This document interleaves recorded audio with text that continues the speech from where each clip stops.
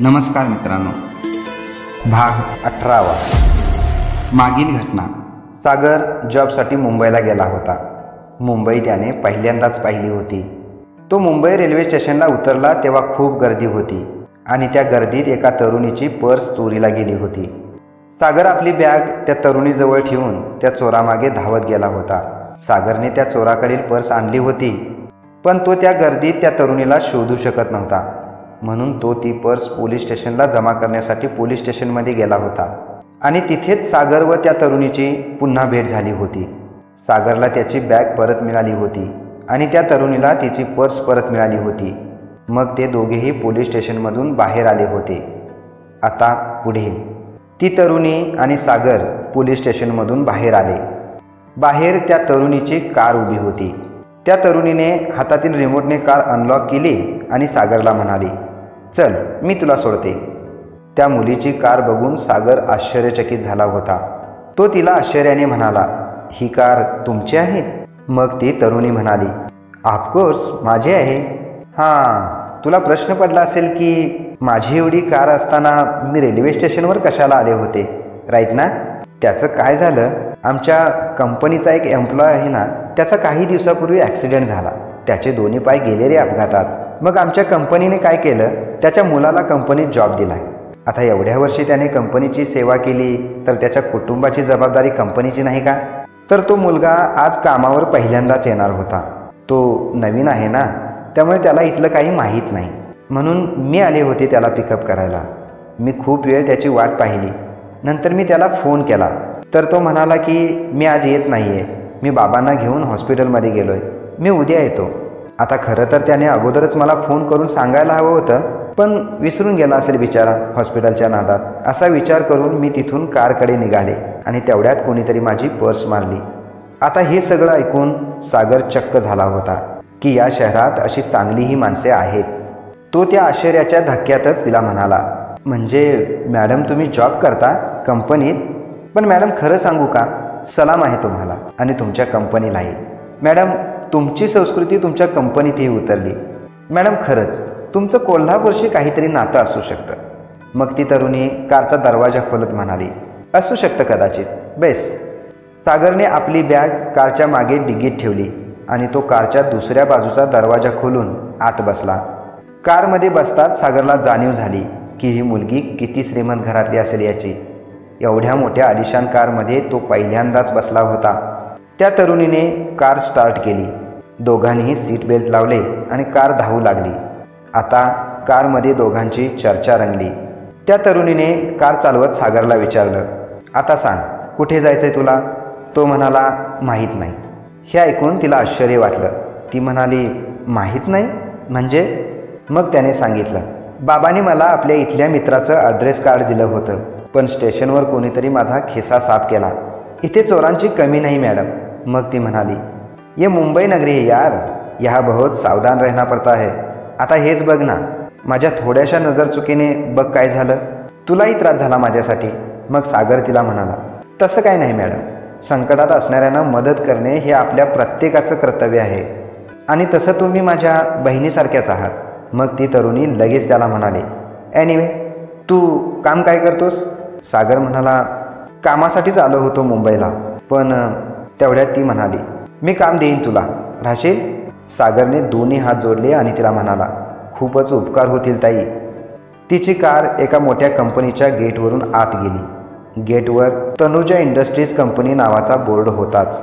त्या तरुणीने car park केली आणि दोघेही कारचे दरवाजे खोलून खाली उतरले।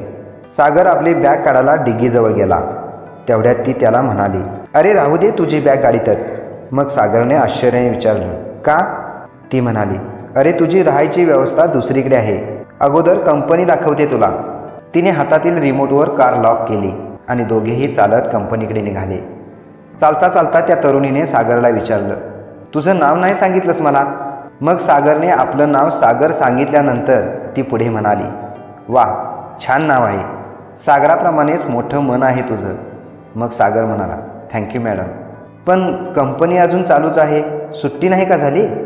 6:30 वाजायला आली मॅडम। ती तरुणी मोठ्याने हसली आणि म्हणाली, ये कंपनी डे नाईट चलती है यार। मग सागर म्हणाला, अच्छा अच्छा, मला वाटलं.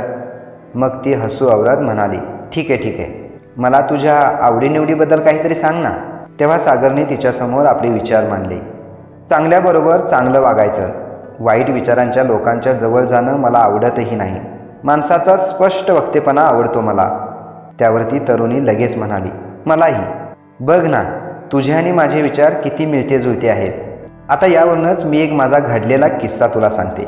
एकदा काय झालं होतं, तेवढ्यात सागर लगेच बोलला, मॅडम मी तुमच्या गप्पा ऐकायला इथे नाही आलो, मला नोकरी हवी आहे.